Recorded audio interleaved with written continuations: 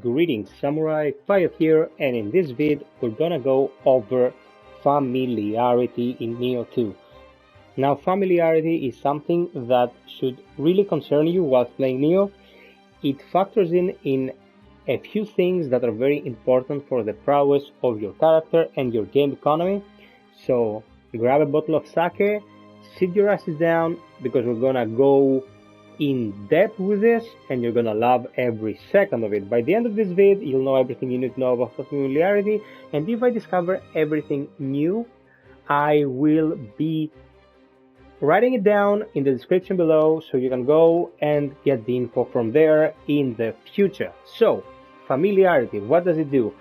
Familiarity, first and foremost, is related to the prowess of your weapon, and it can be increased by using said weapon whilst playing the game.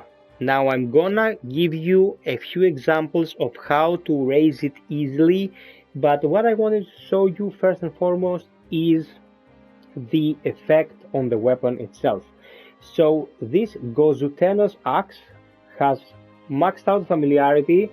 It's of exotic quality, and I have this one, which is a blue one. Okay, you can see there's quite a difference here in stats and level and so on and so forth. When you initially get a weapon, it has 0 familiarity. The total amount of familiarity that can fit into that blue bar up there depends on the weapon's quality. So the white weapons have, well, next to no familiarity, the yellows have more bars, the blues have more bars, and the purple ones have the most bars you will get via your initial playthrough, excluding the final boss. So by using this weapon, you build up its familiarity. Why do you want it? Well, the attack value and the effectiveness of every single one of these perks you see below is affected by familiarity. The effect is stronger, they are better when familiarity is high. Okay, so familiarity is very, very important because the item itself becomes more efficient. How can you increase familiarity? Well, I'm glad you asked. First and foremost, you just use the item in question. You use the item in question and the familiarity increases as you are using it. Initially, in your first playthrough, only weapons have the familiarity factor built in them. How can you make this process easier though? If you go to your items, you will find this. It's a whetstone and it increases familiarity 150. By using a few of these, you can max out your weapon. You do not by any means want to use this in your initial playthrough. That's because later on, when you will want to experiment with optimizing high level gear, you will want to have these in order to speed up the process, and you will want to just collect them and store them away. Believe me, trust me, you'll thank me in the future. What you might want to use though is this, Uchiko powder. A type of powder made by grinding up the grindstone used to sharpen swords. When used, it will temporarily become easier to raise your familiarity. So you pop one of these suckers up, you go into a mission, you start hacking and slashing, and your familiarity will increase at a faster rate. Of course, there are accessories and armor perks and so on and so forth that increase the process even further, and you can stack those and make short work of maximizing your weapon, but these are, well, up to RNG, and you'll have to find the appropriate pieces to do the work this way. So okay, we get a weapon and it becomes better as we increase familiarity. This is pretty much self-explanatory, but what else is related to familiarity? We'll hit the blacksmith, okay, and we'll go to soul mats. Now, soul mats does a couple of things to you, one related to familiarity and the other is not. Let's take a max familiarity weapon, for example, like this, the Gozutenos axe that I am using.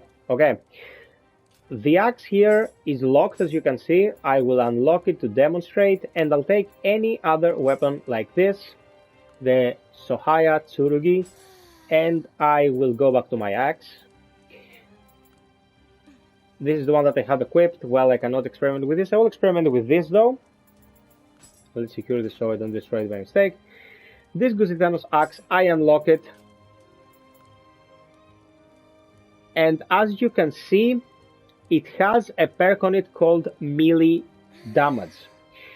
Now this melee damage perk is transferable. That means because it has that square pointing to square symbol, it will be transferred to the weapon you are optimizing. But I cannot do that. It doesn't show that it will transfer. That's because its familiarity is 688 out of 75 as you see up here. Okay, so these perks that are transferable are only transferable when you have max familiarity. Here you see the gold earned on this Gozetenos axe, and if I unlock it and use it as infusion material, it will transfer its perk and then be destroyed in the process. So you max out the familiarity of a weapon that has a good perk that you want to keep, and initially you don't want to waste too much of your gold and so on and so forth and this kind of thing, because all your equipment will be obsolete by the end of the first playthrough anyway. But when you will be getting divines and ethereal and all that great stuff in subsequent playthroughs, you will want to get a plus 20%, let's say, melee damage and put it on your best spear. And then you will have to get a useless weapon with a good perk, max out its familiarity, and then come here to Tomoe and transfer it. Eventually you will be able to create the best possible weapons that way.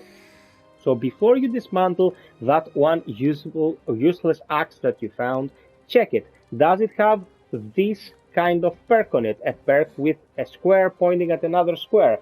That means you can give this perk to another weapon. Keep them, feed them XP, leave them in the vault, and you will thank me later. In Neo 1 there used to be a whole community of us just communicated where we left our dead revenants, so people would go and slay them and get weapons to get the best perks out of them. So this is a very, very, very important thing tied to familiarity, as you probably understand. Now the thing is, even if your weapon of choice for usage at any given moment, like I have two axes here, I am using this is max, this has a very high attack value for, well, the point where I'm in the game, and then I have another axe. This secondary axe, well, I'm never going to touch it, and that melee damage plus 1.5% is pathetic. So I'm not gonna use it anyway, but I keep it here on the second slot because I will not use the weapon in my second slot, and I just let it grow in time passively. Your secondary gear, the one equipped on the secondary slot, will also gain XP at a reduced rate. So you just feed these weapons and you just max them out without even using them, and you leave them in your vault. And you're gonna ask, FiOth, why the hell would I want to keep this? The inheritable perk is garbage and the weapon itself is shit, so what's the point? The point is your economy. So although selling an item that has high familiarity doesn't give you any benefits, I'm going to give you an example of this. Just give me one sec. Yes, it's these two. Now this is a 57 level Rotten Rope Cutter, and this is a 58. The 58 sells for 1276 gold, and the 57 for 1257. Although this has max familiarity and this doesn't, it doesn't even matter. So you don't want to sell here your items that have max familiarity. What you want to do, and this might come as a surprise to some of you, is use the function in the shrine that says make an offering. So you're going to make an offering here. We're going to the Kusarigama, and here at the Kusarigama, the 58, the higher level, will sell for 1554 Amrita, and this will sell for 7542. So think of this. You have 2 slots for your weapons, 2 slots for your ranged weapons. What do you do with them? Well, nothing. If you're not a very advanced player who will not be able to make quick change attacks, you will have to focus on a weapon at a time. Even I'm quite rusty and I played like 500 or 400 hours of Neo 1.